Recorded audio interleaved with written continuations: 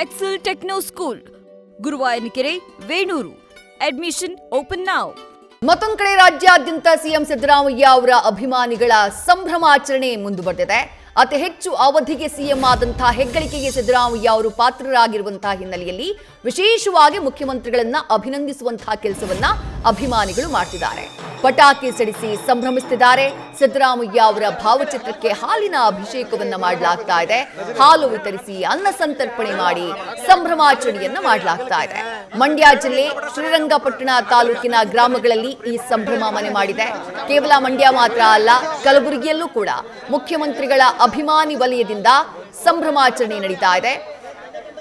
CM ಭಾವಚಿತ್ರಕ್ಕೆ ಕ್ಷೀರಾಭಿಷೇಕ ಮಾಡಿ ಪಟಾಕಿಯನ್ನ ಸಿಡಿಸಿ ಸಿಹಿ ಹಂಚಿ ಸಂಭ್ರಮಾಚರಣೆಯನ್ನ ಕಲಬುರಗಿಯ ಎಸ್ವಿಪಿ ವೃತ್ತದಲ್ಲೂ ಕೂಡ ಮಾಡಲಾಗಿದೆ.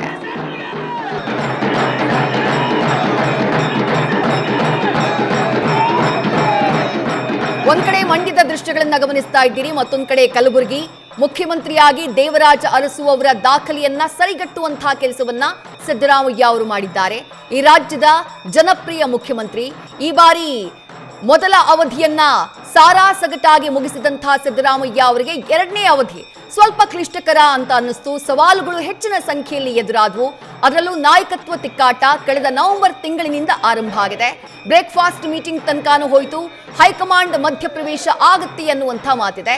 ಇದೆಲ್ಲದರ ಮಧ್ಯೆ ದೇವರಾಜ ಅರಸು ಅವರ ದಾಖಲೆಯನ್ನ ಸರಿಗಟ್ಟುವಂತಹ ಕೆಲಸವನ್ನ ಸಿದ್ದರಾಮಯ್ಯ ಅವರು ಮಾಡಿದ್ದಾರೆ. ಇವತ್ತೊಂದಿನ ಕಳೆದ್ರೆ ನಾಳೆ ಬಂದ್ಬಿಟ್ರೆ ಸಿದ್ದರಾಮಯ್ಯ ಅವರು ಈ ರಾಜ್ಯವನ್ನ ಅತಿ ಹೆಚ್ಚಿನ ಅವಧಿಗೆ ಮುಖ್ಯಮಂತ್ರಿಯಾಗಿ ಆಳಿದಂಥ ಸಿಎಂ ಅನ್ನುವಂಥ ಹೆಗ್ಗಳಿಕೆಗೆ ಪಾತ್ರರಾಗಲಿದ್ದಾರೆ. ಇತಿಹಾಸದಲ್ಲಿ ಅವರ ಹೆಸರು ರೆಕಾರ್ಡ್ ಆಗಲಿದೆ. ಆ ಕಾರಣಕ್ಕಾಗಿನೇ ರೆಕಾರ್ಡ್ ರಾಮಯ್ಯ ಅಂತ ಹೇಳಿ ಅವರ ಅಭಿಮಾನಿಗಳು ಸಂಭ್ರಮಾಚರಣೆಯನ್ನ ಮಾಡ್ತಾ ಇರೋದು.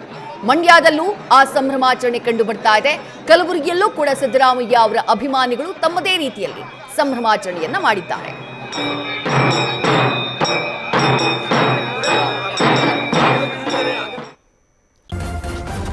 ನ್ಯೂಸ್ ಫಸ್ಟ್ ನಿರ್ಭೀತಿಯಿಂದ ನಿಮ್ಮ ಪರವಾಗಿ.